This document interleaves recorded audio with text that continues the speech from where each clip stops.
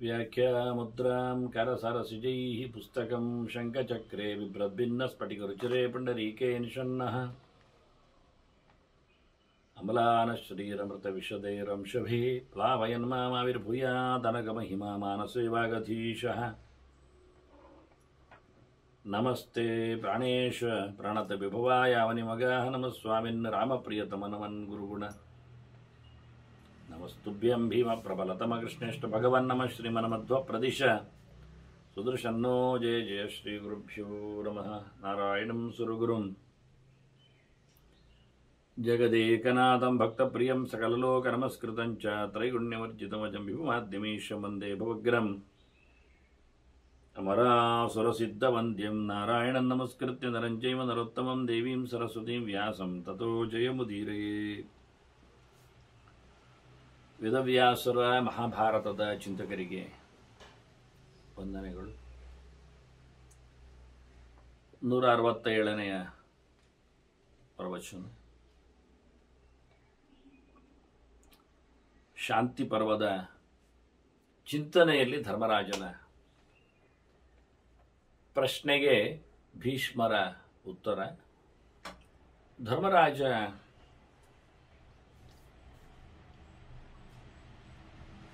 ದುರ್ಬಲನಾಗಿದ್ದ ರಾಜನ ಬದುಕಿನ ಬಗೆಯ ಬಗ್ಗೆ ಬಹಳ ಎಚ್ಚರಿಕೆಯಿಂದ ಪ್ರಶ್ನೆಗಳನ್ನು ಹಾಕಿಕೊಂಡ. ಭೀಷ್ಮರು ತುಂಬ ಸೊಗಸಾಗಿ ಉತ್ತರದ ಚಿಂತನೆಯಲ್ಲಿ ತೊಡಗಿಸಿಕೊಳ್ಳುವಂತೆ ಧರ್ಮರಾಜನನ್ನು ಪ್ರೇರಣೆಗೈದಿದ್ದಾರೆ. ತುಂಬ ಶಾಸ್ತ್ರಗಳ ಪರಿಜ್ಞಾನದಿಂದ ವ್ಯಕ್ತಿ ಉಪಾಯಗಳನ್ನು ಅರಿಯುತ್ತಾನೆ ಅಂತ ಹೇಳಿಕೊಂಡಿದ್ದಾರೆ. ಹಾಗಾಗಿ ರಾಜ ಒಳ್ಳೆ ಜ್ಞಾನಿಯಾಗಬೇಕು, ಅಲ್ಲಾದರೂ ಜ್ಞಾನಿಗಳ ಒಟ್ಟಿಗೆ ಇರಬೇಕು. ಹಾಗಾಗಿ ಅವಿಜ್ಞಾನಾತ್ ಅಯೋಗೋ ಹಿ ಪುರುಷಸ್ಯ ಉಪಜಾಯತೆ. ಭೀಷ್ಮರು ಹೇಳ್ತಾರೆ, ಗೊತ್ತಿಲ್ಲ ಆದರೆ ಮನುಷ್ಯನಿಗೆ ದಾರಿ ಇಲ್ಲ. ಚೆನ್ನಾದ ಅರಿವು ಇಲ್ಲದಿದ್ದರೆ ಅವನಿಗೆ ಒಳ್ಳೆ ಬಗೆಯ ಬದುಕಿನ ಉಪಾಯ ಆಗುವುದಿಲ್ಲ. ಹಾಗಾಗಿ ವಿಜ್ಞಾನಾತ್ ಅಪಿ ಯೋಗಶ್ಚ ಯೋಗೋ ಭೂತಿಕರಃ ಪರಃ. ಬಹಳ ಚಂದವಾದ ಅಧ್ಯಯನದಿಂದ ಬರತಕ್ಕಂತಹ ಜ್ಞಾನದಿಂದ, ಪ್ರಯತ್ನಪೂರ್ವಕವಾಗಿ ಪಡೆದಿರತಕ್ಕಂತಹ ಬುದ್ಧಿವಂತಿಕೆಯಿಂದ, ಅದರಲ್ಲಿ ವಿಜ್ಞಾನಾದಪಿ ಯೋಗಶ್ಚ ಅಂತಾನೆ. ವಿ ಅಂದರೆ ವಿಷ್ಣು. ಭಗವಂತನ ಅರಿವು ಚೆನ್ನಾಗಿ ಬಂದಿದ್ದರೆ ಆತನಿಗೆ ಅದರಿಂದ ಒಳ್ಳೆ ಬಗೆಯ ಯೋಗ, ಬಹಳ ಅರ್ಥ ಇದೆ. ಯೋಗ ಉಪಾಯ ಉದ್ದಿಷ್ಟ ಅಂತೇಳಿ ಪ್ರಧಾನವಾಗಿ ಉಪಾಯ, ಬದುಕಿನ ಕಲೆ, ಕತೆ, ತಾಂತ್ರಿಕತೆ ಅದು ಆಗ್ತದೆ. ಯೋಗ ಭೂತಿಕರ ಪರಹ ಅಂತ ಬಹಳ ದೊಡ್ಡದಾದ ಒಂದು ಸ್ಲೋಗನ್. ಯೋಗವೇ ಅತ್ಯಂತ ಎತ್ತರವಾದಂತಹ ಸಂಪತ್ತು. ಯೋಗ ಅಂದರೆ ಅಧಿಕೃತವಾದಂತಹ ಯೋಗ ಕರ್ಮಸು ಕೌಶಲಂ ಹೇಳಿದಾಗೆ ಒಳ್ಳೆಯ ಬಗೆಯಿಂದ ಆಚರಣೆಯನ್ನು ನಡೆಸುವಂಥದ್ದನ್ನು ಯೋಗ ಅಂತ ಕರೀತಾರೆ. ಉದಾತ್ತವಾದಂತಹ ಬದುಕಿಗೆ, ವಿಚಾರಪೂರ್ಣವಾದಂತಹ ನೆಲೆಗಟ್ಟಿಗೆ ಯೋಗ ಅಂತ ಹೇಳ್ತಾರೆ. ಸಮತ್ವಂ ಯೋಗ ಉಚ್ಯತೆ ಎಂದು, ಬ್ಯಾಲೆನ್ಸಿಂಗ್ ಆಫ್ ದ ಲೈಫ್. ಬದುಕಿನಲ್ಲಿ ಒಂದು ಸಮತೋಲನವಾದಂತಹ ಕತೆ. ಹೇಗೆ ನಮ್ಮ ಬದುಕು ಆರೋಗ್ಯಪೂರ್ಣವಾಗಿರಬೇಕಾದ್ರೆ ಮನಸ್ಸು ಮತ್ತು ದೇಹ ಎರಡೂ ಹಗುರವಾಗಿರಬೇಕು, ಸ್ವಸ್ಥವಾಗಿರಬೇಕು. ಒಂದೊಮ್ಮೆ ಮಾನಸಿಕವಾದ ಸ್ಟ್ರೆಸ್ ಇದ್ದರೆ ದೇಹದ ಊಟ ಇಷ್ಟ ಆಗುವುದಿಲ್ಲ, ಅವನಿಗೆ ದೇಹ ಸರಿ ಆಗುವುದಿಲ್ಲ. ಅದೇ ದೈಹಿಕವಾಗಿ ಬಹಳಷ್ಟು ಆತ ಶ್ರಮ ವಹಿಸಿಕೊಂಡು ಇನ್ನೇನು ಕಸುಬೆಯಲ್ಲಿ ಕೂದಿದ್ರೆ ಮನಸ್ಸು ಕಿರಿಕಿರಿ ಮಾಡ್ತದೆ. ಹೀಗಾಗಿ ಒಂದೇ ಬಗೆ ಇರಬೇಕು ಅಂತ ಹೇಳುವುದಕ್ಕೆ. ಎಷ್ಟು ಮನಸ್ಸಿಗೆ ಹಗುರ ಆಗ್ತದೋ ಅಷ್ಟೇ ಭಾರವನ್ನು ದೇಹ ಪಡಿಬೇಕು.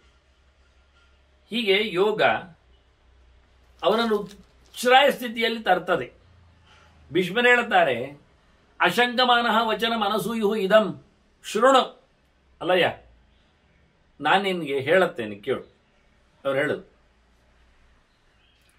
ಕೇಳ್ತಾ ಇದ್ದಾನೆ ಧರ್ಮರಾಜ, ಕೇಳಲಿಕ್ಕೆ ಬಂದವ. ಆದ್ರೆ ಹೇಳುದು ಕೇಳು ಮಾರಾಯ, ಮಾರಾಯ ಅಂತ ಹೇಳಿ ಅಶಂಕ ಬಹಳ ಚೆನ್ನಾಗಿ ತಾತ ಅಂತ ಹೇಳಿ ಮಾರಾಯ ಬಾಲೆ ಅಂತ ಹೇಳ್ತಾ, ಇದರಲ್ಲಿ ನೀನು ಡೌಟ್ ಮಾಡಲಿಕ್ಕಿಲ್ಲ. ಮತ್ತು ಇದರಲ್ಲಿ ಏನು ಯಾರ ಮೇಲೂ ಸಹ ಸಂಕೋಚ ಪಡುವಂತೆಯೂ ಇಲ್ಲ. ಅಸೂಯೆ, ಹೊಟ್ಟೆಗಿಚ್ಚು ಬರೋದು, ಏನಿಲ್ಲ. ಯಾಕೆಂದ್ರೆ ಇದು ಬದುಕಿನ ಬಗೆ. ನೀನೇನು ಕೇಳಿದೆ? ಸೊತ್ತೆಲ್ಲ ಕಳ್ಕೊಂಡ, ಸಹಾಯಕರಿಲ್ಲದ ರಾಜನ ಬದುಕಿ ಎಂಥದ್ದು ಅಂತ ಕೇಳುವುದಲ್ವ ನೀನು? ಅದಕ್ಕೊಂದು ದಾರಿ ಉಂಟು. ರಾಜ್ಞ ಕೋಶ ಕ್ಷಯಾದೇವ ಜಾಯತೆ ಬಲ ಸಂಕ್ಷಯ. ರಾಜ ಸೋಲುವುದು ಯಾವಾಗ?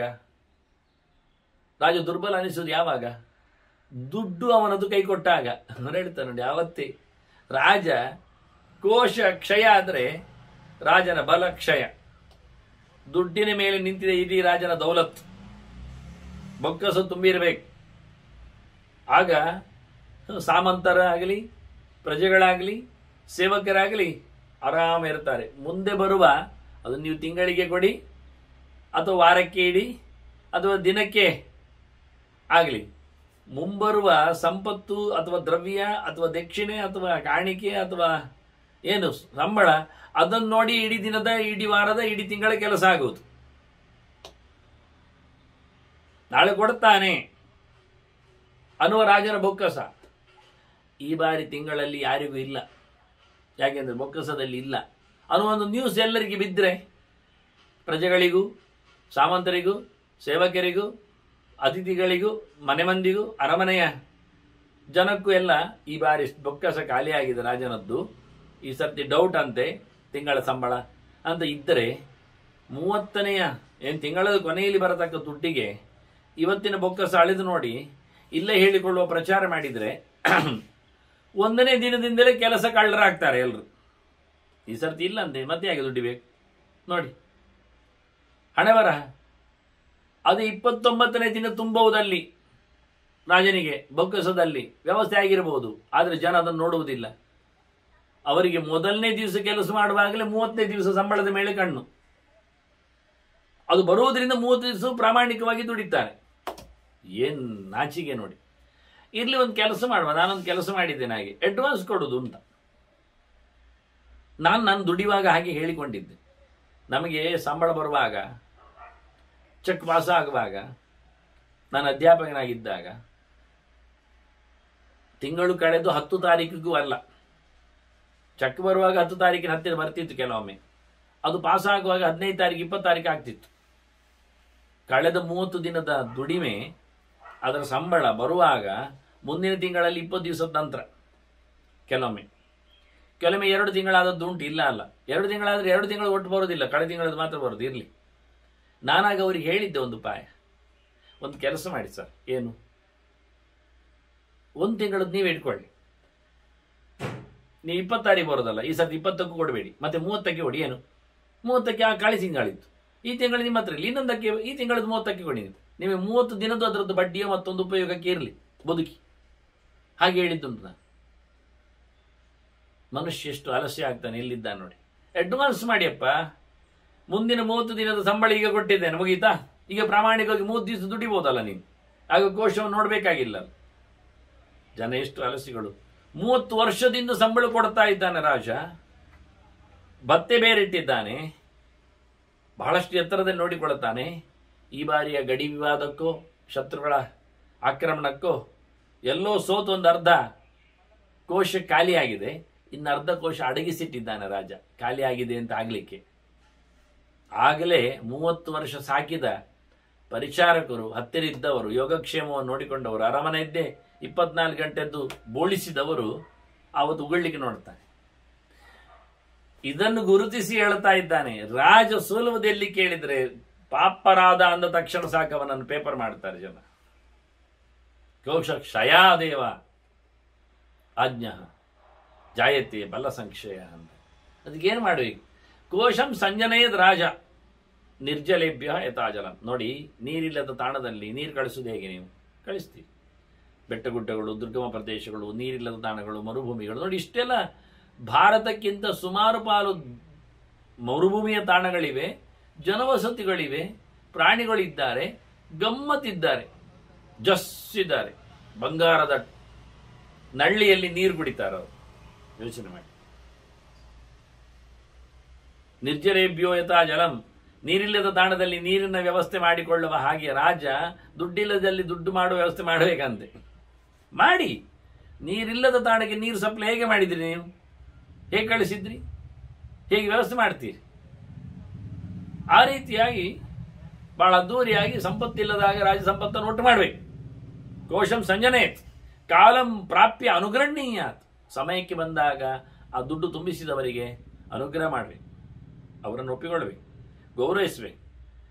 ಆಪತ್ಕಾಲದಲ್ಲಿ ದುಡ್ಡು ತುಂಬಿಸಿದವರನ್ನು ಮತ್ತೆ ಹೊತ್ತಿಗೆ ಬಂದಾಗ ನೆನಪಿಸಿಕೊಳ್ಳುವ ಕೆಲಸ ಮಾಡಬೇಕು ರಾಜ. ಏಷ ಧರ್ಮ ಅತ್ರ ಸಾಂಪ್ರದಾಯ. ಈಗ ಧರ್ಮ ಇದುವೇ. ಸಂಪತ್ತಿಲ್ಲದಿದ್ದಾಗ ಹೇಗಾದರೂ ಮಾಡಿ ಸಂಪತ್ತು ಮಾಡಿಕೊಂಡು ಕೊಟ್ಟವರನ್ನು ಸಂತೋಷಗೊಳಿಸುವುದು ಇವತ್ತಿನ ಧರ್ಮ ಆಗಿದೆ, ವಾಸ್ತವವಾಗಿದೆ. ದುರ್ಬಲ ರಾಜನ ಕಥೆ ಆಗಿದೆ. ಉಪಾಯ ಧರ್ಮಂ ಪ್ರಾಪ್ಯೈನಂ ಪೂರ್ವೈಹಿ ಆಚರಿತಂ ಜನೈ. ಇದು ಹಿಂದಿನವರು ಹೀಗೆ ಮಾಡಿದ್ದಾರೆ ಅಂತಾನೆ. ಉಪಾಯ ಧರ್ಮ, ಇದು ಉಪಾಯ ಧರ್ಮ, ಅನಿವಾರ್ಯ ಆಗಿದೆ ಹೀಗೆ ಮಾಡುವಂಥದ್ದು. ಇದನ್ನು ಹಿಂದಿನವರು ನಡೆಸಿಕೊಟ್ಟಿದ್ದಾರೆ. ನಾವು ಹಿಂದಿನವರು ಮಾಡಲಿಲ್ಲ ಅಂತ ಹೇಳಿಕೊಂಡು ಯೋಚನೆ ಮಾಡೋದು ಬೇಡ. ಹಿಂದೆಯೂ ದುರ್ಬಲ ರಾಜರಾಗಿದ್ದಾರೆ, ಅದಕ್ಕೋಸ್ಕರ ಅವರು ದೌರ್ಬಲ್ಯವನ್ನು ಮರೆಮಾಚಿಕೊಳ್ಳಿಕ್ಕೆ ಮಾಡಿದ ಕಥೆಗಳಿವೆ. ವಾಸ್ತವವಾಗಿ ಸರಿಯಾಗಿದ್ದಾಗ ಒಂದು ಕತೆ ಬೇರೆ, ಸರಿ ಇಲ್ಲದಿದ್ದಾಗ ಮತ್ತೊಂದು ಕತೆ ಬೇರೆ. ಇದು ಹೇಳುತ್ತಾನೆ ಭೀಷ್ಮ. ಇದು ಭಾರಿ ಚಂದವಾದ ಗೆರೆ ನೋಡಿ. ಅನ್ಯೋ ಧರ್ಮ ಸಮರ್ಥಾನಂ ಆಪತ್ಸು ಅನ್ಯಶ್ಚ ಭಾರತ. ಇದನ್ನು ಅರ್ಥ ಮಾಡಿಕೊಳ್ಳಿ. ಅನ್ಯೋ ಧರ್ಮ ಸಮರ್ಥಾನಂ, ಸಮರ್ಥರಿಗೆ ಒಂದು ಧರ್ಮ, ಆಪತ್ತಿನಲ್ಲಿ ಇನ್ನೊಂದು ಧರ್ಮ. ಆಪತ್ತುಗಳಿಗೆ ನೆಲಗಿದವರಿಗೆ ಧರ್ಮವೇ ಬೇರೆ. ಸಮರ್ಥರು ಬೆಳಿಗ್ಗೆ ಏಳಬೇಕು, ಸೂರ್ಯೋದಯಕ್ಕಿಂತ ಮುಂಚೆ ಅನುಷ್ಠಾನಕ್ಕೆ ಆತ ರತನ ಆಗಬೇಕು, ತಣ್ಣೀರು ಸ್ನಾನ ಮಾಡಬೇಕು. ಮಾಡಿದರೆ ಒಳ್ಳೆಯದೊಂದು ಪ್ರಶ್ನೆ ಇಲ್ಲ. ಇಲ್ಲಿ ಸಮರ್ಥರಿಗೆ ಧರ್ಮಗಳು 100ಕ್ಕೆ 100 ವಿಹಿತವೇ, ಬಿಡಲಿಕ್ಕೆ ಇಲ್ಲ. ಅಸಮರ್ಥರಿದ್ದಾರೆ, ಬೆಳಿಗ್ಗೆ ಏಳಲಿಕ್ಕೆ ಆಗುವುದಿಲ್ಲ, ರೋಗ ಇದೆ, ಬಾಣಂತಿಯರು ಇರ್ತಾರೆ, ಸಣ್ಣ ಮಕ್ಕಳಾಗಿರ್ತಾರೆ, ವೃದ್ಧರು ಇರ್ತಾರೆ, ನದಿ ತೀರದವರು ಹೋಗ್ಲಿಕ್ಕೆ ಬರಲಿಕ್ಕೆ ಆಗದ ಕೈಕಾಲು ಗಟ್ಟಿ ಇಲ್ಲದವರೆಲ್ಲ ಇರ್ತಾರೆ. ಅವರಿಗೆ ಬೇರೆ ಧರ್ಮ. ಆಪತ್ತು ಕಾಲದಲ್ಲಿಯ ಧರ್ಮವೇ ಬೇರೆ, ಈ ಕಾಲದಲ್ಲಿಯ ಧರ್ಮವೇ ಬೇರೆ. ಹಾಗಾಗಿ ರಾಜನಿಗೆ ಆರಾಮ ಇದ್ದಾನೆ, ಅತಿಥಿ ಸತ್ಕಾರ ಆಗ್ತಾ ಇದೆ, ಪ್ರಜೆಗಳಿಗೆಲ್ಲ ಹಂಚ್ತಾ ಇದ್ದಾನೆ, ಎಲ್ಲ ಸರಿಯೇ. ಕೋಶ ಖಾಲಿಯಾದಾಗ ಆಪತ್ತು ಕಾಲದಲ್ಲಿ ಅವನ ಧರ್ಮವೇ ಬೇರೆ, ಆಗ ನೋಡಬೇಕಾದ್ದೇ ಬೇರೆ. ಇದು ತಿಳ್ಕೊಂಡ್ರೆ ಈ ಗೆರೆ ಪ್ರಮಾಣ ಆದರೆ 2 ಸ್ಟೇಟ್ಮೆಂಟ್ ಪ್ರಮಾಣ ಆಗ್ತದೆ. ಈಗ ಯಾವುದು ಅಂದರೆ ಅನ್ಯೋ ಧರ್ಮ ಸಮರ್ಥಾನ. ನೀವು ಸಮರ್ಥರಿದ್ದೀರಾ, ಆಪತ್ತಿನಲ್ಲಿದ್ದೀರಾ, ಎರಡೇ ಪ್ರಶ್ನೆ ನಮ್ಮದು. ಅಟ್ ಪ್ರೆಸೆಂಟ್ ಅಂತ ಅರ್ಥ. ಈಗ ಈಗ ಈಗ ಈಗ ನೀವು ನೋಡಿ, ರಾಜ ಎಲ್ಲ ಸಮಯದಲ್ಲಿಯೂ ಅಸಮರ್ಥ ಅಲ್ಲ, ಯಾವುದೋ ಒಂದು ಸಮಯದಲ್ಲಿ ಮಾತ್ರ. ಪರರಾಷ್ಟ್ರದ ಹೊಡೆತ ಬಿದ್ದಾಗ, ಪ್ರಕೃತಿಯಲ್ಲಿ ವಿಕೋಪ ಬಂದಾಗ, ಪ್ರಜೆಗಳಲ್ಲಿ ತೊಂದರೆಗಳುಂಟಾದಾಗ, ಅರಸೊತ್ತಿಗೆಯಲ್ಲಿ ಏನೋ ಪೀಕಲಾಟ ನಡೆದಾಗ ಎಲ್ಲ. ಇಲ್ಲದಿದ್ದರೆ ಯಾವಾಗಲೂ ಒಳ್ಳೆಯವನೇ. ಯಾವಾಗಲೂ ಸಾಮರ್ಥ್ಯ ಇದ್ದಾಗ ಹಾಗೆ ಇಡಬೇಕು ಧರ್ಮದಲ್ಲಿ. ಸಾಮರ್ಥ್ಯ ಕಳೆದಾಗ, ಅಸಮರ್ಥನಾದಾಗ ಈ ಧರ್ಮವನ್ನು ಆಪತ್ತಿನ ಕಾಲದಲ್ಲಿ ಅವನು ನಡೆಸಬೇಕು. ನಾವು ಆಪತ್ತಿನಲ್ಲಿ ಹೊರಗೋಗಿದ್ದೇವೆ, ಮೈ ಚಕ್ಕರ್ ಬಂದಿದೆ, ಕೂಡಲೇ ಪಕ್ಕದವನಲ್ಲಿ ಏನೋ ಪಡೆದು ನೀರೋ ಹಣ್ಣು ಕುಡಿದು ತಿಂದಿದ್ದೇವೆ. ನಾಳೆ ಸಮರ್ಥರಿದ್ದೇವೆ, ಹೊರ ಹೋಗ್ತಾ ಇದ್ದೇವೆ, ನಮಗೇನು ಇವತ್ತು ದಾಡಿ ಇಲ್ಲ. ಅದು ನಿನ್ನೆ ನೋಡಿ ನಾನು ಆಪತ್ತಿಗೆ ಬಿದ್ದಾಗ ಅಲ್ಲಿ ತಿಂದದ್ದು ಕುಡಿದದ್ದು ಇವತ್ತು ಕೊಡು ಕೇಳಿದ್ರೆ ಹೇಗೆ ಸಿಗಲ್ವಾ? ಶ್ರುತಿಯಲ್ಲಿ ಉಪನಿಷತ್ತಿನಲ್ಲಿ ಕತೆ ಬರುತ್ತಲ್ಲ, ಮಾಷಕಾಳಿನ ಕತೆ, ಉದ್ದು ಕಾಳು. ಕೇಳುತ್ತಾನೆ, ಬೇಡ ನಾವು ಸರಿ ಇಲ್ಲದವರು ಅಂತಾನೆ ತಿನ್ಲಿಕ್ಕೆ. ಇಲ್ಲ ಬಾ ಕೊಡಿ, ಬದುಕಬೇಕು ನಾನು, ಶರೀರ ಒಂದು ಮುಂದೆ ಹೇಳ್ತಾನೆ ಆ ಕತೆ. ನಾನು ಆತೆ ಮತ್ತೆ ಯಜ್ಞಕ್ಕೆ ಹೋಗಿ ರಾಜನಲ್ಲಿ ಸಂಪಾದನೆ ಮಾಡುತ್ತೇನೆ, ಅಲ್ಲಿವರು ಹೋಗ್ಲಿಕ್ಕೆ ಬೇಕಲ್ಲ, ಕಾಳು ನಿನ್ನದು ಬೇಯಿಸಿದ್ದು ಕೊಡು ಅಂತಾನೆ. ತಿಂತಾನೆ, ಹಸಿಗಾಳಲ್ಲ ಬೇಯಿಸಿದ ಕಾಳು ತಿಂತಾನೆ. ಅವ ಇದೋ ನೀರು ಅಂತಾನೆ ಕುಡಿಲಿಕ್ಕೆ, ಬೇಡ ಮೈಲಿಗೆ ಅಂತಾನೆ. ಮಗನೇ, ಬೇಯಿಸಿದ ಕಾಳು ತಿಂದೆ ನೀರು ಹಾಕಿದ್ದು, ಕುಡಿಲಿಕ್ಕೆ ನೀರು ಬೇಡ ಅಂದ್ರೆ, ಅಲ್ಲ ಕುಡಿಲಿಕ್ಕೆ ನೀರು ನನಗೆ ಅಲ್ಲಿ ಸಿಗುತ್ತೆ. ಹರಿಯುವ ನೀರಿಗೆ ಬಾಯಿ ಕೊಡುತ್ತೆ, ಅಲ್ಲಿ ಕಾಳಿಲ್ಲ ಬೇಯಿಸಿದ್ದು. ನೋಡಿ ಎಷ್ಟು ಧರ್ಮವನ್ನು ಬದುಕಿಸುವ ರೀತಿ ನೋಡಿ. ಹೇಗೂ ಕೊಟ್ಟಾಯ್ತಲ್ಲ, ಇಲ್ಲೇ ಕುಡಿದು ಬಿಡುವ, ಇಲ್ಲ ಆಗುವುದಿಲ್ಲ, ಕುಡಿತಕ್ಕೆ ಅಲ್ಲಿದೆ, ಇಲ್ಲಿ ತಿಂಡಿಗೆ ಮಾತ್ರ. ಇಷ್ಟು ಧರ್ಮಗಳು ಉಳಿಸಿದ ರೀತಿಗಳು ಬಹಳ ಕಲಿಬೇಕಾದ್ದು ಅಂತ ಭೀಷ್ಮ ಹೇಳುತ್ತಾನೆ. ಸಮರ್ಥರ ಧರ್ಮ ಸಾಮರ್ಥ್ಯ ಇದ್ದಾಗ ನಡೆಸಲೇಬೇಕು. ಅಸಾಮರ್ಥ್ಯ ಒಳಗಾದಾಗ ಆಪತ್ತಿನ ಧರ್ಮವನ್ನು ನಡೆಸುವುದರಲ್ಲಿ ತಪ್ಪಿಲ್ಲ, ಸರಿ. ಅಂತ ಹೇಳಿ ಯಾವಾಗಲೂ ಆಪತ್ತಿನಲ್ಲೇ ಇದ್ದೇವೆ ಅಂತ ನಿಲುಕಿಕೊಂಡು ಹೇಳಿಕೊಳ್ಳುವುದು ತಪ್ಪು. ನಿಮ್ಮ ಸಾಮರ್ಥ್ಯವನ್ನು ನೀವು ಮೈಗೂಡಿಸಿಕೊಳ್ಳಿ, ಮಾಡಿಕೊಳ್ಳಿ, ದುಡಿಸಿಕೊಳ್ಳಿ ಅಂತಾರೆ. ಎಂತಹ ಒಂದು ಜೋರಾದ ಆದೇಶ. ಪ್ರಕಾರ್ಯಂ ಪ್ರೋಚ್ಯತೆ ಧರ್ಮ. ಭೀಷ್ಮರು ಒಪ್ತಾರೆ, ಮೊದಲಿಗೆ ಮಾಡಬೇಕಾದ್ದು ದೊಡ್ಡ ಮಟ್ಟಿನದ್ದು ಧರ್ಮವೇ ಎನ್ನುವುದನ್ನು ನನಗೆ ಗೊತ್ತಿದೆ, ಉಂಟು. ಆದರೆ ವೃತ್ತಿ ಧರ್ಮಾದ್ ಗರೀಯಸಿ, ಬದುಕು ಅದಕ್ಕಿಂತ ದೊಡ್ಡದಲ್ವಾ? ಬದುಕಿದರೆ ತಾನೇ ಧರ್ಮ ಮಾಡುವುದು. ಶರೀರ ಮಾಧ್ಯಮ ಕಲು ಧರ್ಮ ಸಾಧನ ಅಂತಲ್ವಾ? ದೇಹದ ಧರ್ಮವೇ ಇಲ್ಲ ಅಂತ ಆಗಿಬಿಟ್ರೆ ಮತ್ತೆ ನೀವು ಮಾಡುವ ಧರ್ಮ ಎಲ್ಲಿ ಬರ್ತದೆ? ಧರ್ಮ ದೊಡ್ಡದೇ, ಆದರೆ ಧರ್ಮ ಮಾಡಲು ದೇಹವು ಅಷ್ಟೇ ದೊಡ್ಡದೇ, ಅದನ್ನು ಉಳಿಸಿಕೊಳ್ಳುವುದು ಅಷ್ಟೇ ದೊಡ್ಡದೇ. ಆದ್ರಿಂದ ಬದುಕು ಮೊದಲು, ದೇಹ ಮೊದಲು ಗಟ್ಟಿಯಾಗಬೇಕು, ಮತ್ತೆ ಧರ್ಮ ಮಾಡಲಿಕ್ಕೆ. ಇವತ್ತೊಂದು ದಿವಸ ಧರ್ಮ ಸತ್ತೋದ್ರೂ ಪರವಾಗಿಲ್ಲ, ಈ ಗಟ್ಟಿದ್ ಮಾಡಿಕೊಂಡ ದೇಹದಿಂದ ನಾಳೆಯಿಂದ ದುಡಿಸಬಹುದಲ್ಲ ಧರ್ಮವನ್ನು. ಧರ್ಮ ಶ್ರೇಷ್ಠ ಎನ್ನುವುದರಲ್ಲಿ ಎರಡು ಮಾತಿಲ್ಲ, ಆದರೆ ಬದುಕಿಸಬೇಕಾದ್ರೆ ಬದುಕು ಶ್ರೇಷ್ಠ ಆಗಬೇಕಾಗ್ತದೆ. ಭೀಷ್ಮ ಹೇಳುವ ರೀತಿ, ಧರ್ಮಂ ಪ್ರಾಪ್ಯ ಯಥಾನ್ಯಾಯಂ ನ ಬಲೀಯಾನ್ ನ ವಿಂದತಿ. ಈಗ ನಿಜವಾಗಿಯೂ ಈ ಆಪತ್ತಿನ ಧರ್ಮವನ್ನು ಒಮ್ಮೆ ಆತ ನಡೆಸಿಕೊಟ್ಟರೆ ಅವನೇನು ಸೋಲ್ತಾನೆ ಅಂತ ಹೇಳಲಿಕ್ಕೆ ಆಗುವುದಿಲ್ಲ, ಅವನಿಗೆ ಪಾಪ ಬರ್ತದೆ ಅಂತ ಹೇಳಲಿಕ್ಕೆ ಆಗುವುದಿಲ್ಲ, ಅವನು ಸ್ವರ್ಗ ಏರುವುದಿಲ್ಲ ಅಂತ ಹೇಳಲಿಕ್ಕೆ ಬರುವುದಿಲ್ಲ, ಅವನಿಗೆ ಸುಖ ಆಗತ್ತೆ ಅದು ತಪ್ಪಿದೆ ಅಂತ ಹೇಳುವಾಗೂ ಇಲ್ಲ. ಖಂಡಿತವಾಗಿಯೂ ಈ ಧರ್ಮವನ್ನು ಮಾಡಿಕೊಟ್ಟಲ್ಲಿಯೂ ಅವನಿಗೆ ಕ್ಷೇಮ ಇದೆ ಅನ್ನುವುದರಲ್ಲಿ ಎರಡು ಮಾತಿಲ್ಲ ಅಂತ ಭೀಷ್ಮರು ಹೇಳಿಬಿಟ್ರು. ಯಸ್ಮಾತ್ ಧನಸ್ಯ ಉಪಪತ್ತಿ ಏಕಾಂತೇನ ನ ವಿದ್ಯತೆ. ದುಡ್ಡು ಮಾಡುವುದು ಎನ್ನುವುದು ಒಂದೇ ದಾರಿ ಅಂತ ಅಲ್ಲ ತಾನೆ. ಹೀಗೇ ದುಡ್ಡು ಮಾಡಬೇಕು ಅಂತ ಉಂಟಾ? ಇಲ್ಲ, ಹಲವು ದಾರಿಗಳಿವೆ. ಹಾಗಾಗಿ ಏನು ಮಾಡುವ, ತಸ್ಮಾತ್ ಆಪದಿ ಅಧರ್ಮೋಪಿ ಶ್ರೀಯತೆ ಧರ್ಮ ಲಕ್ಷಣ. ಆಪತ್ಕಾಲದಲ್ಲಿ ನೀವು ಮಾಡಿದ ತಪ್ಪು ಸಹ ಅದು ಧರ್ಮ ಆಗ್ತದೆ, ಧರ್ಮ ಆಗ್ತದೆ. ಯಾರು ಹೇಳೋ ತಪ್ಪು ಅಂತ ಕೇಳ್ತಾರೆ. ಯಾತ್ರೆಗೆ ಹೊರಟಿದ್ದಾನೆ, ದಾರಿ ನಡುವೆ ಡೆಸ್ಟಿನೇಷನ್ ಬರದ ಮುಂಚೆ ಬೀಳೋ ಪರಿಸ್ಥಿತಿಯಲ್ಲಿದ್ದಾನೆ. ಕೇಳಿದವರು ಯಾರು ಕೊಟ್ಟಿಲ್ಲ, ಕೈ ಹಾಕಿ ತೆಗೆದ. ಹೇ ಕಳ್ಳ, ಎಲ್ಲಿ ಹೊರಟೆ? ತೀರ್ಥಕ್ಷೇತ್ರ. ನೋಡು, ತೀರ್ಥಕ್ಷೇತ್ರ ಹೋಗುವ ಕಳ್ಳತನ ಮಾಡಿದ್ರೆ ಬಹಳಷ್ಟು ಪಾಪಿ ಆಗ್ತಾನೆ. ಒಳ್ಳೆ ಕಡೆ ಹೋಗ್ತಾ ಇದ್ದಿ, ಮಾಡುದು ಅಧರ್ಮ.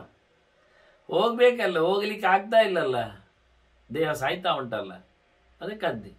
ಇಲ್ಲ ಸತ್ರೇನು, ಕ್ಷೇತ್ರಕ್ಕೆ ಹೋಗಿ ಸತ್ರೇನು, ಇಲ್ಲೇ ಸತ್ರೇನು, ಕದಿಯುದಾ ಹೇಳ್ತಾನೆ. ನೋಡಿ ಯಾವುದಿದು, ಎಷ್ಟು ಕಾಂಪ್ಲಿಕೇಟೆಡ್ ಆಗ್ತದೆ ನೋಡಿ. ಅದಕ್ಕೆ ಹೇಳಿದ್ದು, ನಡಿಸು ಮಾರಾಯ, ಕದ್ದರೂ ಪರವಾಗಿಲ್ಲ, ಕ್ಷೇತ್ರದ ಆಸೆಯಲ್ಲಿ ನಿನ್ನ ಈ ಗತಿಗೆ ಅದು ಊಟ ದಗ್ತದೆ ಅಂತ ಹೇಳಿಬಿಟ್ರು. ಶ್ರೀಯತೆ ಧರ್ಮ ಲಕ್ಷಣ. ತಸ್ಮಾತ್ ಆಪತಿ ಅಧರ್ಮೋಪಿ. ಆಪತ್ಕಾಲದಲ್ಲಿ ತಪ್ಪು ಮಾಡಿದರೂ ಅದಕ್ಕೊಂದು ಮಾಪಿ ಇದೆ, ಅದನ್ನು ಧರ್ಮ ಅಂತಲೇ ಕರಿತೇವೆ ನಾವು, ಪ್ರಾಯಶ್ಚಿತ್ತದ ಕಥೆ ಅಲ್ಲ. ಅಧರ್ಮೋ ಜಾಯತೆ ತಸ್ಮಿನ್ ಇತಿ ವೈ ಕವಯೋ ವಿದು. ಅಲ್ಲಿ ಊರಿನವರೆಲ್ಲ ಕೂಗುದಿಲ್ವಾ ಕಳ್ಳ ಕಳ್ಳ ಅಂತೇಳಿ? ಕೂಗ್ತಾರೆ. ಅಧರ್ಮ ಅಧರ್ಮ ಹೇಳ್ತಾರೆ. ತಪ್ಪಲ್ಲೇ ಯಾರು ಹೇಳಿದ್ರು? ತಪ್ಪು ಅಂತ ಹೇಳುವವರು ಹೇಳ್ತಾರೆ, ತಿಳಿದವರು ಹೇಳ್ತಾರೆ. ತಪ್ಪು ತಪ್ಪೆ, ಅದು ಬೇರೆ ದಾರಿ ಇಲ್ಲ. ಅನಂತರ ಕ್ಷತ್ರಿಯನ ಬೇರೆ ದಾರಿ ಅಂತ ಉಂಟು, ಅನಿವಾರ್ಯ ಅನುಪಾಯ ಇದ್ದಾನವ. ತತ್ರ ಕಿಂ ವಿಚಿಕಿತ್ಸತೆ. ಅದನ್ನ ಚರ್ಚೆ ಮಾಡಿ ಅಂತ ಪ್ರಯೋಜನ? ಯೋಚನೆ ಮಾಡಿ ಏನು ಹೇಳುವ? ತರ್ಕ ನಡೆಸಿ ಮಾಡೋದೇನು ಬಂತು? ಆಗುದಿಲ್ಲ, ಮಾಡಬಾರ್ದು, ತಪ್ಪ, ಅದು ಆಗಲಿ, ಎಂತ ಮಾಡುವ? ಅದರ ಮೇಲೆ ನೀವು ಎಷ್ಟು ಚಿಕಿತ್ಸೆಯನ್ನು, ಚಿಂತನೆಯನ್ನು, ಜಿಜ್ಞಾಸೆಯನ್ನು, ಗಲಾಟೆಯನ್ನು, ವಿಚಾರವನ್ನು, ವಿಮರ್ಶೆಯನ್ನು ಮಾಡಿದ್ರು ಕ್ಷತ್ರಿಯನಿಗೆ ಅದು ಅನಿವಾರ್ಯ ಆಯಿತು, ಬೇರೆ ಇಲ್ಲ ಆಯಿತು, ಬೇರೆ ರೀತಿಯಿಂದ ಅವನಿಗೆ ಅದನ್ನು ನಡೆಸಿಕೊಳ್ಳಲಿಕ್ಕೆ ಬರಲಿಲ್ಲ. ಆದ್ರಿಂದ ಲೋಕದ ಜನರಿಂದ ಕದ್ದು ಬೊಕ್ಕಸವನ್ನು ಗಟ್ಟಿ ಮಾಡಿದೇನಾಯ್ತು ಈಗ? ಹಾಗೆಲ್ಲ ತಿನ್ನುವುದರಲ್ಲಿ ಔಚಿತ್ಯ ಇಲ್ಲ. ಯಾರು ತಿನ್ನುವುದು ಕೇಳ್ತಾನವ. ಇದ್ರ ಬಗ್ಗೆ ಚಿಂತನೆ ಬಹಳ ಚೆನ್ನಾಗಿ ಹೇಳ್ತಾನೆ. ಯಥಾಸ್ಯ ಧರ್ಮೋ ನಗ್ಲಾಯೇತ್ ನೇಯಾತ್ ಶತ್ರುವಶ ಯಥ ತತ್ ಕರ್ತವ್ಯಂ ಇಹ ಇತ್ಯಾಹು ನಾತ್ಮಾನವ ಸಾಧಯೇತ್. ರಾಜನಿಗೆ ಇದು ಡ್ಯೂಟಿ ಸೆನ್ಸ್ ಅಲ್ಲಿ ಬರ್ತದೆ. ಪ್ರಜೆಗಳನ್ನು ನೋಡಿಕೊಳ್ಳಿಕ್ಕೋಸ್ಕರ ದೇಶ ಶತ್ರುಗಳ ವಶ ಆಗಬಾರದು ಅನ್ನೋ ನೆಲೆಯಲ್ಲಿ ಅವನು ಖಂಡಿತವಾಗಿಯೂ ಅವನ ಕ್ಷತ್ರ ಧರ್ಮದ ನೆಲೆಯಲ್ಲೇ ರಾಜಧರ್ಮ, ಪ್ರಜಾಪಾಲನ ಧರ್ಮ ಸಾಯಬಾರದು ಅಂತ ಹೇಳಿ ಅವ ತನ್ನನ್ನು ಉಳಿಸಿಕೊಂಡದ್ದು. ತನ್ನನ್ನು ಉಳಿಸಿಕೊಳ್ಳಿಕ್ಕೆ ಈ ರೀತಿ ಮಾಡಿದ್ದು. ಅದನ್ನು ಮಾಡಿಕೊಳ್ಳುವಂಥದ್ದು ಧರ್ಮ ತಪ್ಪಾಗಲಿಲ್ಲ. ಪ್ರಜೆಗಳ ಕ್ಷೇಮಕ್ಕೆ, ಶತ್ರುವಶ ಆಗದೆ ಇರಲಿಕ್ಕೆ ನೋಡಿಕೊಳ್ಳಿಕ್ಕೆ, ತಾನು ಕ್ಷತ್ರಿಯ ಆದ್ರಿಂದ ಈಗ ಇರಬೇಕು ಅಂತ ಕಮಿಟ್ಮೆಂಟ್ ಇರಲಾಗಿ ತನ್ನನ್ನು ತಾನು ಸೋಲದಂತೆ, ಶತ್ರುವಶ ಆಗದಂತೆ, ಪ್ರಜೆಗಳು ಬೀಳದಂತೆ ಅವ ಅಧರ್ಮವನ್ನು ಮಾಡಿ ಆದರೂ ಬೊಕ್ಕಸವನ್ನು ತುಂಬಿಸಿಕೊಂಡು ಪ್ರಜಾಕ್ಷಾಲನ್ನು ನಡೆಸಬೇಕು. ಇಷ್ಟೆಲ್ಲ ಮಾಡಿದ್ಯಾಕೆ? ಅವನಿಗಲ್ಲ, ಇನ್ನೊಬ್ಬರಿಗಲ್ಲ, ಧರ್ಮಕ್ಕಾಗಿ. ಸರ್ವಾತ್ಮನೈವ ಧರ್ಮಸ್ಯ.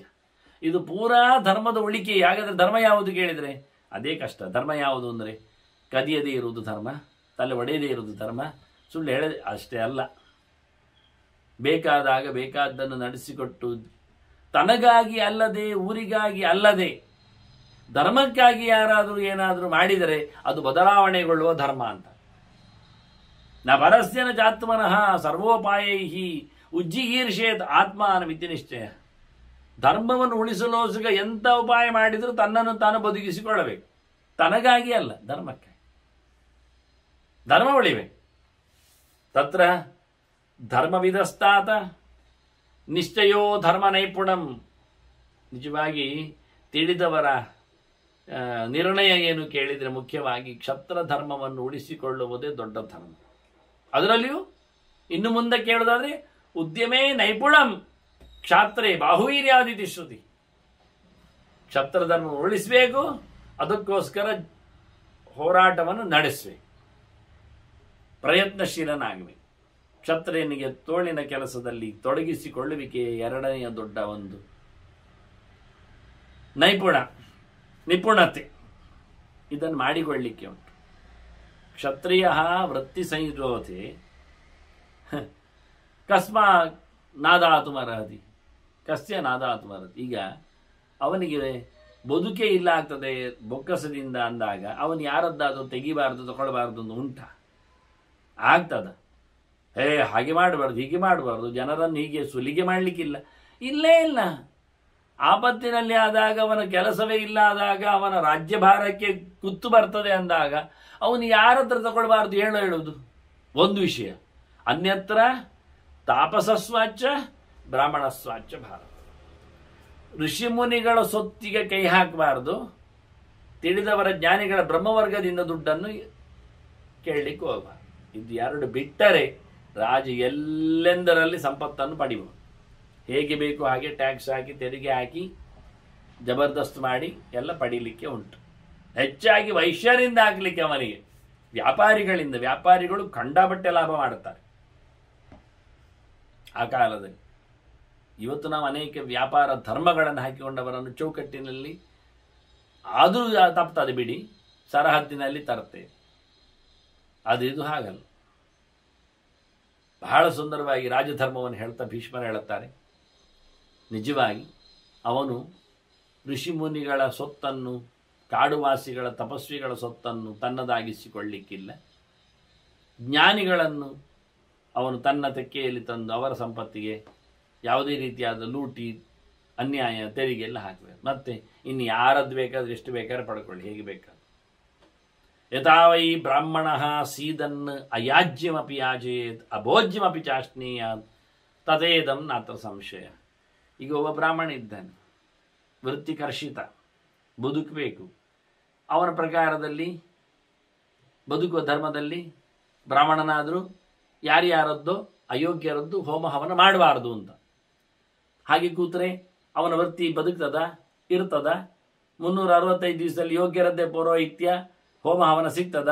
ಏನು ಮಾಡೋದು? ಬದುಕಬೇಕಲ್ಲ, ದುಡ್ಡಿಲ್ಲಲ್ಲ, ಸೋಲ್ತಾ ಇದ್ದಾನಲ್ಲ, ಬಡತನದಲ್ಲಿ ಸಾಯ್ತಾ ಇದ್ದಾನಲ್ಲ, ಅವನ ಮನೆ ಮಂದಿ ಹಾಳಾಗ್ತಾರಲ್ಲ, ಅದಕ್ಕೇನು ಮಾಡುವ? ಅಯೋಗ್ಯನನ್ನಾದರೂ ಹೋಮ ಮಾಡಿಸು ಹೋಗು.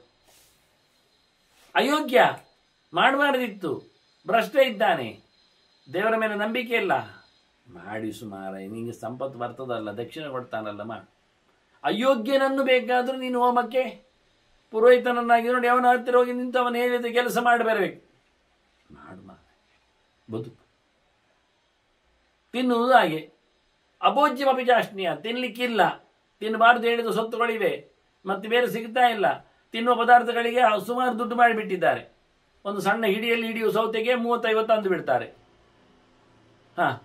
ಎರಡು ಬೆರಳಿನಲ್ಲಿ ಹಿಡಿಯಬಹುದಾದ ನೆಲ್ಲಿಗೇನೆ ಒಂದಕ್ಕೆ 4 ರೂಪಾಯಿ ಹೇಳಿಬಿಡ್ತಾರೆ ಕೊನೆಗೆ. ಹಾಗಾದ್ರೆ ಏನು ಮಾಡುವ? ಹೇಗೆ ಬದುಕುವ? ತಿನ್ನಬಾರದ ಪದಾರ್ಥಗಳಿಗೆಲ್ಲ ಕಂಡಬಟ್ಟೆ ಚೀಪ್ ರೇಟ್ ಹೇಳಿಬಿಡ್ತಾರೆ. ನೋಡಿ, ಎಲ್ಲ ಕೂಗುದೆಲ್ಲ ಕಡೆ ನೋಡಿ ಗಾಡಿಯಲ್ಲಿ. ಟೊಮೆಟೊ 3 kgಗೆ 50 ರೂಪಾಯಿ ಅಲ್ಲ ಅಂತಾನವ, KG ಒಂದಕ್ಕಲ್ಲ. ನೀರುಳ್ಳಿ ತಗೊಳ್ಳಿ ಅಂತಾನೆ, ಬಕೆಟ್ ಗಟ್ಟಲೆ 10 kg ತಗೊಳ್ಳಿ ಅಂತಾನೆ. ನೀರುಳ್ಳಿ ಟೊಮೆಟೊ ಇವುಗಳನ್ನೇ ಬೊಬ್ಬೆ ಹೊಡೆದು ಹೋಗ್ತಾನೆ. ಅದೇ ನಿಮಗೆ ಮೆಂತ್ಯ ಸೊಪ್ಪು ಅಥವಾ ಲಿಂಬೆಹಣ್ಣು ಅದು ತರಕಾರಿ ಸೌತೆ ಎಲ್ಲ ಕೇಳಿದರೆ ಅದು ಅವ ಕಟ್ಟಿಗೆ 50 ರೂಪಾಯಿ ಅಂತಾನೆ. ಅದನ್ನು ಮತ್ತೆ ಬರೋ ಅದರಲ್ಲಿ ಒಂದು 2 ಹೆಸರು ತೆಗೆದುಕೊಳ್ಳಿಕ್ಕೆ ನೋಡ್ತಾನೆ. ಏನು ಮಾಡುವೀಗ? ಹಾಗೇನು ಮಾಡುವ? ಅಬೋಜಿ ಬಬಿ ಜಾಸ್ತಿ ಅದು ತಿನ್ಲಿಕ್ಕಿಲ್ಲ ಹೇಳಿದ್ದಾರಲ್ಲ, ಅದು ಚೀಪಲ್ಲಿ ಉಂಟು ತಿಂದು ಬಿಡ್ತಾನೆ. ಎಷ್ಟು ಜನ ತಿನ್ನೋದಿಲ್ಲ ಅಲ್ಲ, ಎಷ್ಟು ಜನರಿಗೆಲ್ಲ ಟೊಮೆಟೊ ಅಬೋಜ್ಯ ಗೊತ್ತಿಲ್ಲ ಬಿಡಿ.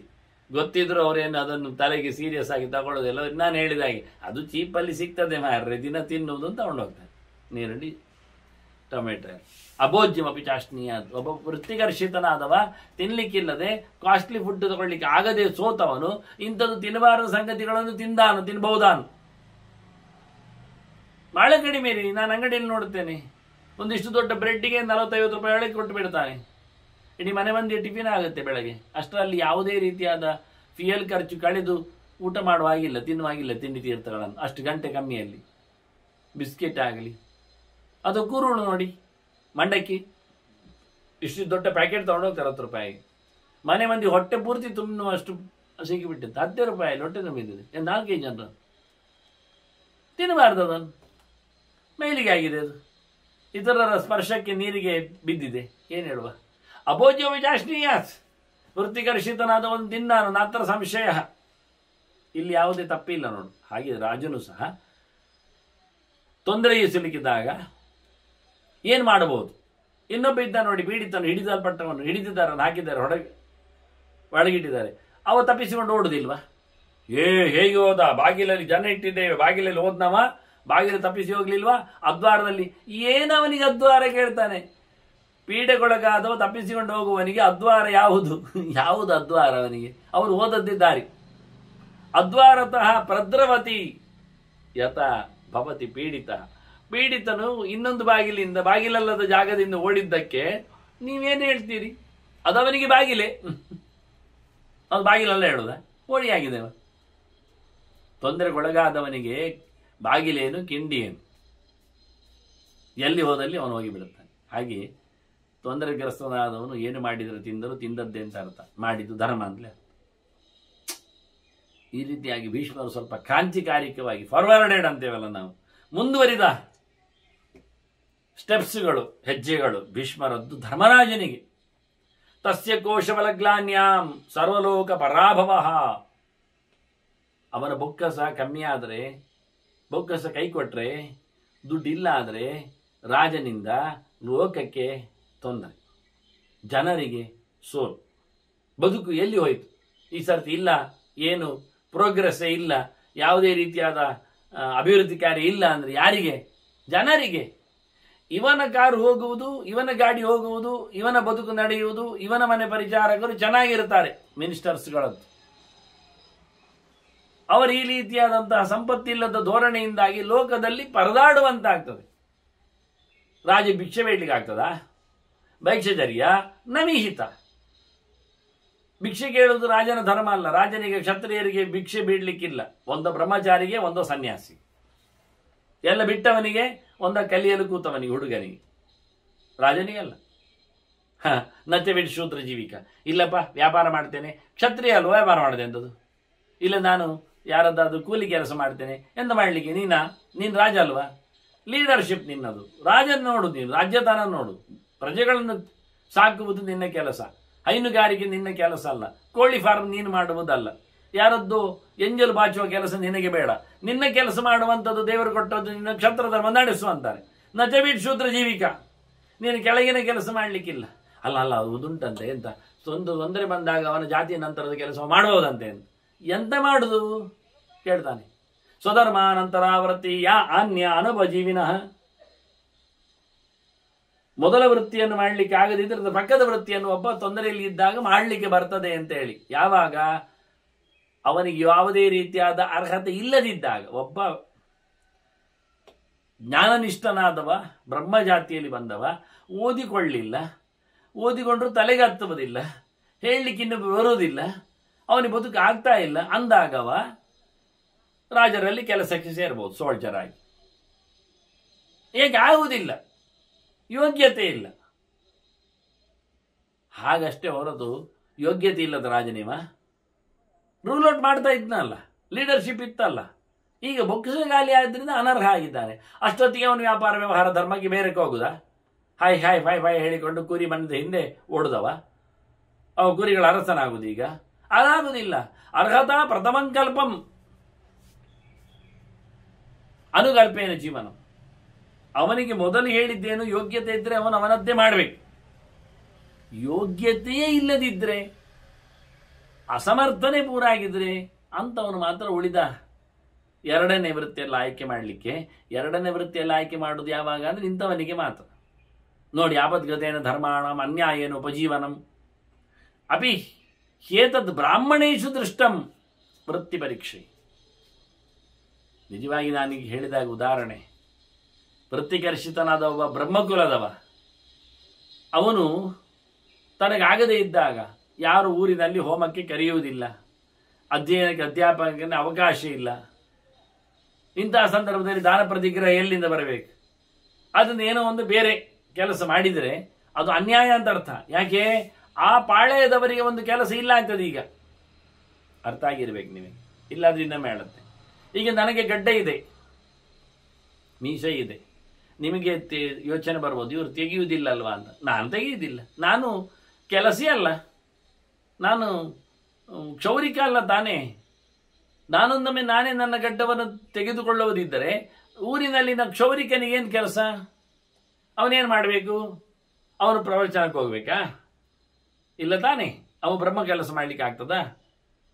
ಹಾಗಾಗಿ ಆ ಊರಿನಲ್ಲಿನ ಕ್ಷೌರಿಕ ಅವನು ತನ್ನ ಮನೆ ಮಂದಿಯನ್ನು ಬದುಕಿಸಬೇಕಾದ್ರೆ, ಪ್ರಾಮಾಣಿಕವಾಗಿ ತನ್ನ ಕೆಲಸ ಮಾಡಿ ಭಂಡಾರಿ ವೃತ್ತಿ ಮಾಡಬೇಕಾದ್ರೆ ಊರಿನ ಬ್ರಹ್ಮವರ್ಗದವರು ಗಡ್ಡೆ ಮೀಸೆಗಳನ್ನು ಉಳಿಸಿಕೊಳ್ಳಬೇಕು. ಬೋಳಿಸ್ಲಿಕ್ಕೆ ಅವನಲ್ಲಿ ಹೋಗ್ಬೇಕು. ಅವರು ತಮ್ಮ ಕೈಯಲ್ಲಿ ಮಿಷನ್ ಇಟ್ಕೊಂಡು ಅವರೇ ತಾನು ಒಂದು ಮಾಡಿಕೊಳ್ಳುವುದಾದ್ರೆ ಪ್ರಯೋಜನ ಏನು ಬಂತು? ಅಲ್ಲ, ಅದು ಎಲ್ಲ ಸ್ವಾವಲಂಬನೆ. ಅಯ್ಯೋ ಮಗನೇ, ಸ್ವಾವಲಂಬನೆ ಅಂದ್ರೆ ಉಪ್ಪು ಮಾಡಲಿಕ್ಕೆ ನೀನು ಸಮುದ್ರಕ್ಕೆ ಹೋಗ್ಬೇಕಾಗ್ತದೆ ಪ್ರತಿನಿತ್ಯ. ತರ್ತೀಯ ಒಂದೊಂದು ಕೊಡಪಾನ ಉಪ್ಪು ನೀರು ಮನೆಯಲ್ಲಿ ಅಂಗಳದಲ್ಲಿ ಹಾಕಿ ಉಪ್ಪು ಮಾಡಿ ಊಟ ಮಾಡಲಿಕ್ಕೆ ಆಗ್ತದೆ. ಹೇಗೆ ಸ್ವಾವಲಂಬನೆ? ಅದೆಲ್ಲ ನಡೆಯುವುದಿಲ್ಲ ನಮಗೆ ಅಲ್ವಾ? ನಮ್ಮ ಹಾಲನ್ನು ನಮ್ಮ ತೋಟದಲ್ಲಿ ಕಟ್ಟಿದ ದನದಿಂದ ಕರೆದು ಉಪಯೋಗಿಸಿಕೊಳ್ಳಲಿಕ್ಕೆ ನಮಗೆ ಮರ್ಯಾದೆ ಆಗುವುದಿಲ್ಲ.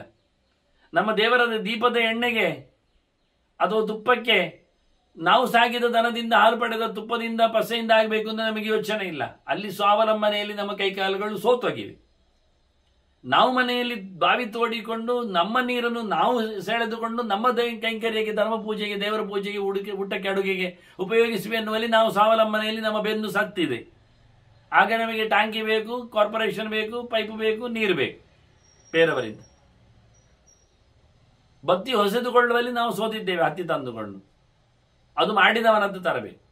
ಅವನು ಎಂಜಲ್ ಮೆತ್ತಿಕೊಂಡು ಯಾವುದು ಬೆಲ್ಲವನ್ನು ಅಂಟಿಕೊಂಡು ಮಾಡಿದ ಬತ್ತಿ ಯಾರದ್ದೋ ನಡೆಸಿದ್ದು ಸೆಂಡೆಗೆ ಉಪ್ಪಿನಕಾಯಿ ಹಪ್ಪಳದಂತೆ ನಮ್ಮ ಮನೆ ದೇವರಿಗೆ ಆಗ್ತದೆ ಅಲ್ವಾ?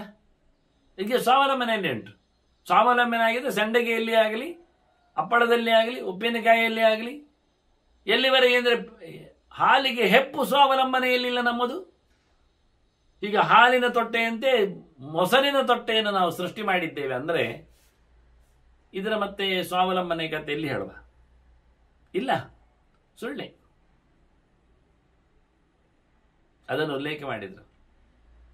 ಅದನ್ನ ಆಪತ್ಕಾಲದಲ್ಲಿ